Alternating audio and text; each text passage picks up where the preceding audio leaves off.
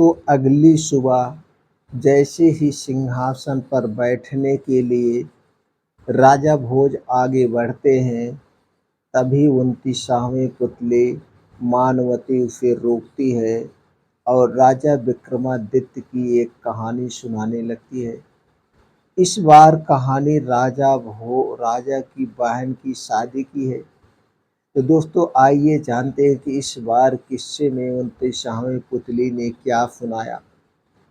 एक बार की बात है, राजा विक्रमादित्य भेष बदलकर राज्य में घूम रहे थे। वो चलते चलते नदी के किनारे पहुंचे और वहां चुपचाप खड़े हो गए। अचानक उन्हें बचाओ बचाओ की आवाज सुनाई दी। वह तुरंत वहां पहुंचे जहां से आवाज आ रही थी।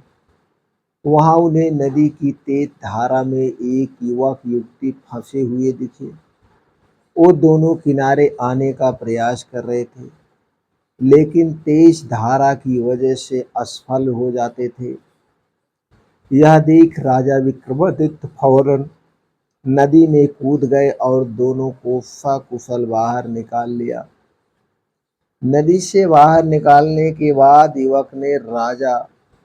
युवक ने बताया, हम दोनों परिवार के साथ नौका से कहीं जा रहे थे। बीच भंवर में हमारी नाव फंस गई। वहां से निकलने की हमने बहुत कोशिश की, लेकिन सफल नहीं हुए। हमारे परिवार के बाकी सदस्य भंवर में ही फंसकर मर गए। बस हम दोनों ही किसी तरह से तैरकर वहां तक पहुंच चुके हैं।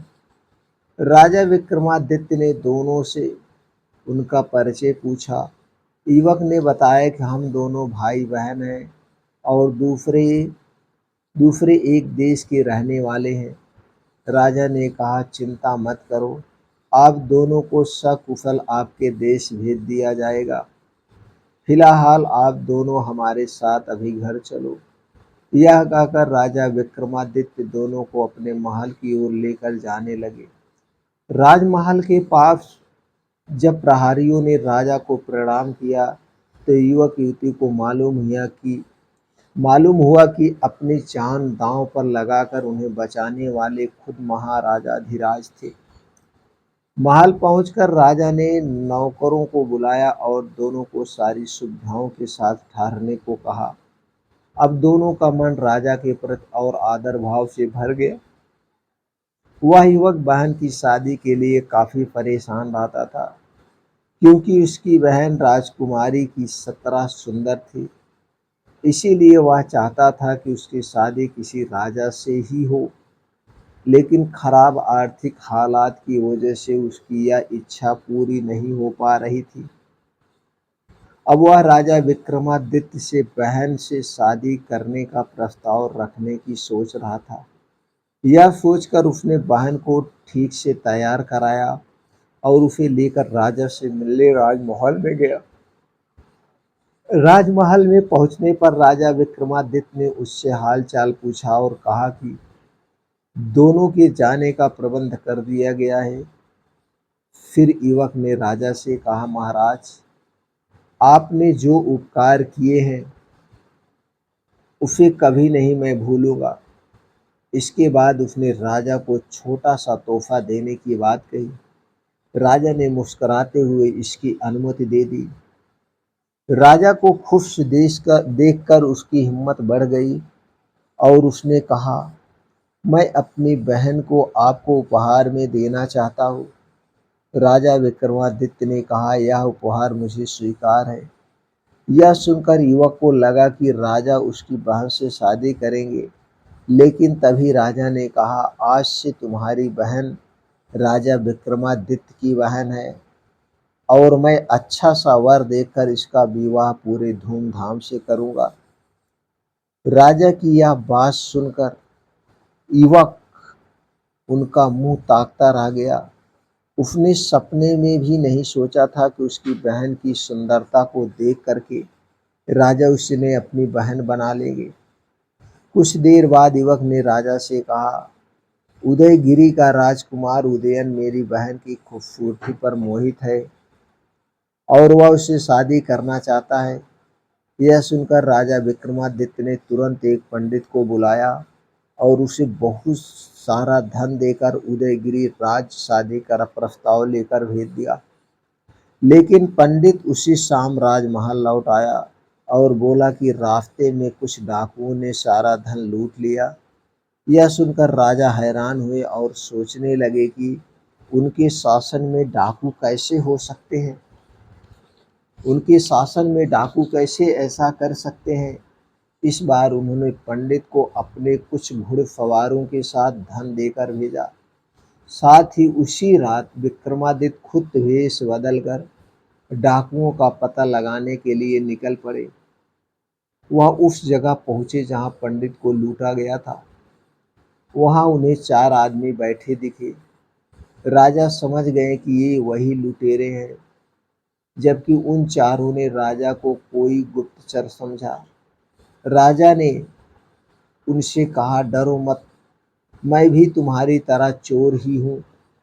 यह सुनकर चोरों ने कहा कि वह चोर नहीं बल्कि एक इज्जतदार लोग हैं। राजा ने कहा, बहाने मत बनाओ, मुझे भी अपने दल में शामिल कर लो। इसके बाद इसके बाद चारों ने अपनी अपनी खूबियां बताई। एक चोरी का शुभ मुहूर्त निकालता था, दूसरा परिंदे व जानवरों की भाषा समझता था, तीसरा गायब होने की कला जानता था और चौथा कठिन से कठिन यातना झेल सकता था।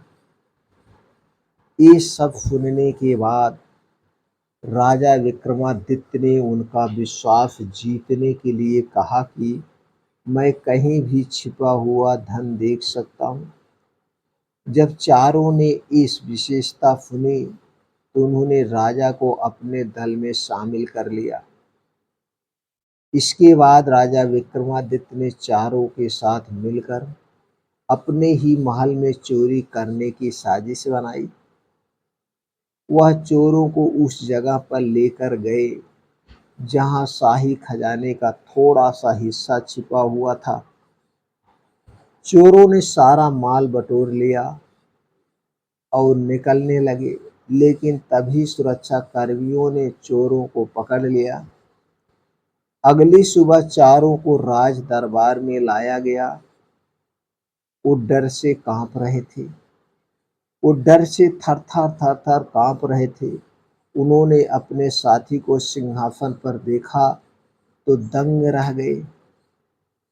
वो सभी सजा की प्रतीक्षा कर रहे थे, लेकिन राजा ने उन्हें सजा ना देकर माफ कर दिया और उनसे फिर से चोरी ना करने और अपने गुणों का इस्तेमाल दूसरों की भलाई के लिए करने का वचन लिया। चारों ने भी अपने राजा की बात मानी और अच्छे इंसान की तरह रहने लगे। बाद में राजा ने उन्हें अपनी सेना में शामिल कर लिया। वहीं राजा उदयन ने भी विक्रमादित्य की मुंह बोली बहन से शादी का प्रस्ताव स्वीकार कर लिया। शुभ मुहूर्त में दोनों की शादी धूमधाम से की गई। यह कहानी सुनाने के बाद 29वीं पुतली मानवती ने राजा भोज से कहा कि अगर तुम में भी राजा विक्रमादित्य की तरह समझदार, साहसी और निर्मल स्वभाव के हो तो ही इस सिंहासन पर बैठने के लिए आगे बढ़ना, वरना नहीं। इतना कहकर 29वीं पुतली मानवती वहां से उड़ जाती है और राजा भोज सोच में पड़ जाते हैं। दोस्तों, क्या अगले दिन राजा भोज सिंहासन पर बैठ पाएंगे या 30वीं पुतली कोई और नई कहानी सुनाएगी? फिर सुनते हैं अगले वीडियो में।